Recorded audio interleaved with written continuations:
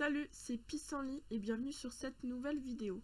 Alors avant que la vidéo commence, je tiens juste à m'excuser du retard que j'ai eu. Je devais poster cette vidéo ce week-end, mais j'ai eu un emploi du temps assez chargé et le montage m'a pris beaucoup plus de temps que prévu. Du coup, je n'ai pas pu poster cette vidéo ce week-end. Normalement, la vidéo de demain sortira quand même. Donc l'épisode 2 du 1 Million Challenge, donc il sortira quand même. Alors comme vous pouvez le voir, j'ai préparé la coquille de la maison hors caméra, sinon ça allait être vraiment trop long. Et étant donné que j'ai changé plein de fois la forme de la maison, ça aurait été ça aurait été trop compliqué à monter. Du coup, j'ai préféré faire la coquille en amont et faire l'ameublement de la maison, les fenêtres, les murs et les toits en filmant et voilà, pour faire le speed build. Alors l'idée de départ de cette maison, c'était d'avoir une maison assez ancienne, du coup plutôt sombre, avec des petites pièces et des petites fenêtres, à l'inverse des maisons modernes qu'on pourrait voir aujourd'hui avec des grandes baies vitrées et des espaces assez lumineux. Pour ce speed build, j'ai préparé une petite histoire. Il n'y a pas d'action, c'est juste, on va dire, pour le contexte de cette maison. Donc voilà, je vais vous la lire. Anne se sentait seule.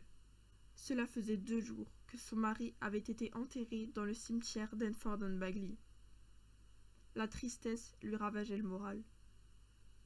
Elle se demandait pourquoi est-ce qu'il avait fallu qu'il parte, lui, son Jean adoré, son mari qu'elle aimait plus que tout, et avec qui elle passait sa vie depuis presque 50 ans.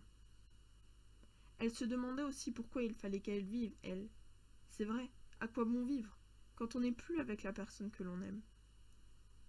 Actuellement, son plus grand souhait aurait été de le retrouver, là où il était. Elle ne savait pas non plus comment elle allait faire pour avoir un revenu suffisant pour pouvoir se payer de quoi vivre.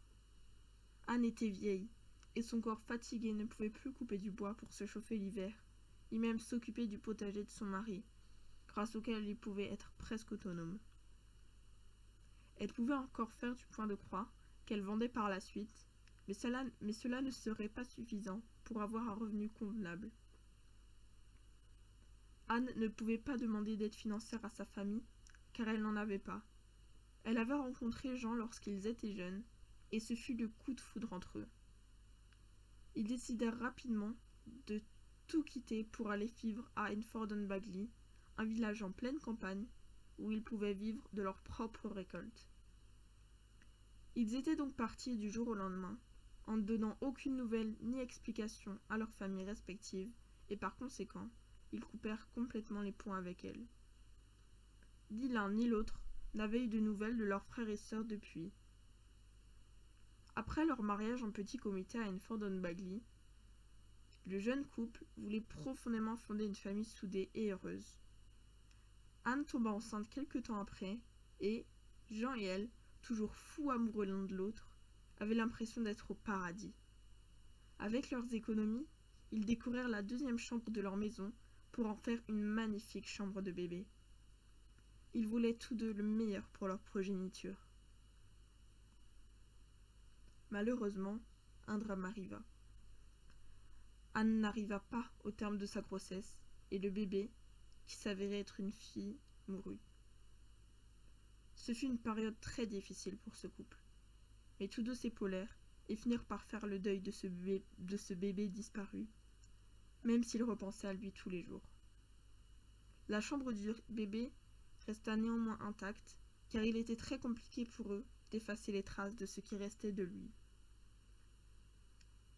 Évidemment, Anne et Jean tentèrent par la suite d'avoir d'autres enfants, mais après plusieurs années à essayer de tomber enceinte sans succès, Anne lâcha l'affaire, et leur rêve de fonder une famille fut détruit.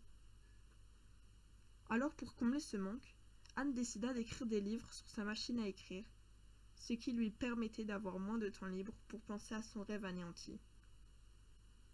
Après plusieurs livres écrits, elle n'eut pas un grand succès, ses livres étaient seulement connus au village alentour, mais Anne continua d'écrire, car lorsqu'elle était devant sa machine à écrire, tout était possible. Elle pouvait choisir d'écrire une histoire romantique, une enquête sur un mystérieux meurtre, ou encore un livre pour enfants. Anne se sentait libre quand elle écrivait, car c'était elle qui choisissait le cours des événements. Mais quand elle arrêtait d'écrire, la réalité la rattrapait. Et maintenant, c'était la réalité de la mort de son époux qu'elle devait affronter. Alors voilà, c'est la fin de cette histoire. J'espère qu'elle vous a plu. Moi, j'ai bien aimé imaginer l'histoire de ces personnages. Alors, oui, je les ai bel et bien créés. Donc, j'ai créé Anne et Jean. Ils sont disponibles sur ma galerie. Vous pouvez m'y retrouver avec mon idée Pissenlit. Ça s'écrit avec la même orthographe que ma chaîne YouTube. J'ai également mis cette maison sur la galerie. Donc, vous pourrez la télécharger si vous le souhaitez. Si vous avez juste le pack via la campagne et que vous la téléchargez, normalement il n'y aura pas trop d'objets qui vont sauter parce que j'ai vraiment utilisé un maximum d'objets de ce pack. Donc s'il y a des objets qui sautent, vous pourrez toujours les remplacer par d'autres objets que vous préférez et qui seront dans les packs que vous aurez. Et je pense qu'il n'y aura pas beaucoup de soucis par rapport à ça du coup. J'ai vraiment principalement utilisé ce pack, donc si vous avez que lui, il y aura vraiment pas de gros problèmes de fenêtres qui sautent ou voilà. Normalement, toutes les pièces seront plus ou moins là. Donc voilà. Pour cette maison, j'ai fait les murs qui font la liaison entre l'intérieur et l'extérieur. Je les ai aussi mis en pierre, vu de l'intérieur. Je trouvais que c'était plus réaliste du coup, puisque c'est une maison qu'ils ont un peu créée de leurs mains.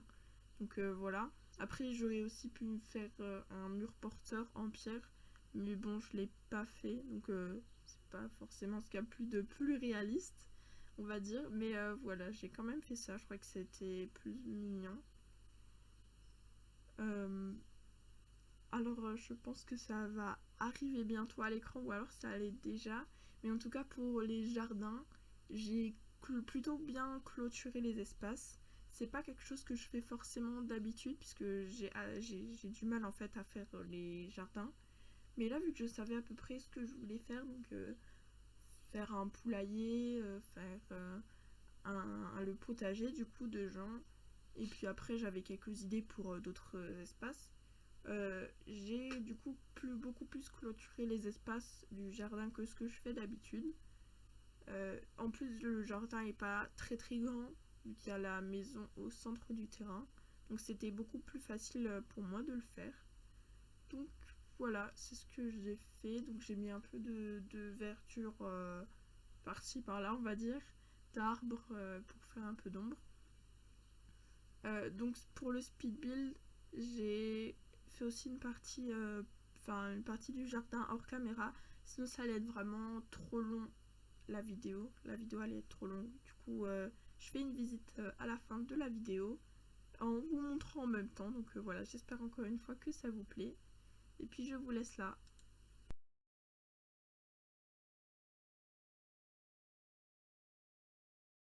J'ai rajouté des détails à l'intérieur, mais le plus gros des changements sont à l'extérieur. Donc d'abord à droite j'ai rajouté une cabane de jardin où, j'en peux bricoler et faire du jardinage. Ensuite quand on avance on a le poulailler, un petit coin pique-nique, le potager de Jean et un petit salon d'été ou un petit coin voilà pour se poser. J'ai rajouté des peintures de sol et aussi des plantes grimpantes. Donc il y en a une première sorte ici. Et ensuite de la glycine là. Donc voilà. Alors à l'intérieur on arrive dans une petite entrée comme ça. Voilà. Ensuite à droite quand on rentre, il y a une petite salle de peinture où Anne peut peindre. À gauche, la salle de bain. Ensuite, la chambre du bébé dans des tons de bleu, voilà. Alors, j'aurais voulu rajouter de la poussière ou des toiles d'araignée, mais vu que j'ai pas les packs paranormaux, j'ai pas ça en fait dans les packs que j'ai, du coup, j'ai pas pu. Mais si vous téléchargez la maison, vous pourrez rajouter ça si vous avez les packs pour du coup plus de réalisme. Ensuite, on arrive dans le petit salon avec la cheminée. Donc voilà, c'est assez simple. Une petite télé là, et puis de quoi faire du point de croix. Et ensuite, en dernier, on arrive sur la cuisine slash salle à manger. Donc voilà, petite cuisine. Ensuite, quand on monte par cette échelle, on accède à une petite bibliothèque et coin lecture qui donne directement sur la chambre du couple, avec d'un côté ici le coin de rangement avec voilà le lit, et puis de l'autre la machine, enfin le coin bureau avec la machine à écrire de Anne où elle peut écrire ses livres, et puis toujours la cheminée, voilà. Et ici on a une chambre d'amis, donc voilà, assez simple. De nuit j'ai rajouté quelques éclairages voilà sur les façades, donc la façade avant et puis ensuite en dessous des toits de chaque côté, voilà. Mais j'ai pas non plus rajouté trop d'éclairage parce que je trouvais que c'était suffisant. Alors voilà, j'espère que ce speed build vous aura plu et que l'histoire aussi. Si c'est le cas, n'hésitez pas à mettre un like et à vous abonner. Et puis on se retrouve mercredi pour l'épisode 2 du 1 Million Challenge.